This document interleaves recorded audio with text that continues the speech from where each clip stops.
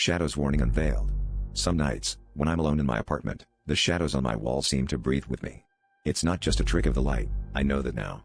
The first time I noticed my shadow moving on its own, I was brushing my teeth. I spat into the sink, but my shadow lingered, raising a trembling hand I hadn't moved. I laughed it off, but deep down, something cold and heavy started to settle in my chest. Over the next week, things escalated. My shadow would freeze mid-step, staring back at me with blank, empty eyes whenever I passed a mirror. Sometimes it would point, violently, towards the corner of my room. It never matched my movements anymore. Instead, it seemed desperate to get my attention, to warn me.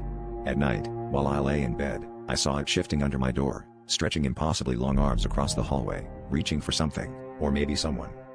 I started filming myself as I slept, convinced I was losing my mind.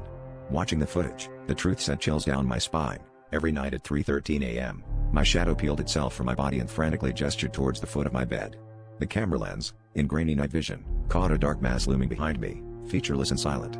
It would stand there for hours, just watching, while my shadow cowered beneath it. Last night, I woke to the sensation of icy breath against my ear, paralyzed by fear. My shadow wasn't on the wall, it was standing over me, its mouth wide in a silent scream, pointing behind me with shaking hands. I finally turned, heart pounding, and saw a second pair of eyes gleaming in the darkness, inches from my face. That's when I realized, my shadow wasn't trying to haunt me. It was trying to save me.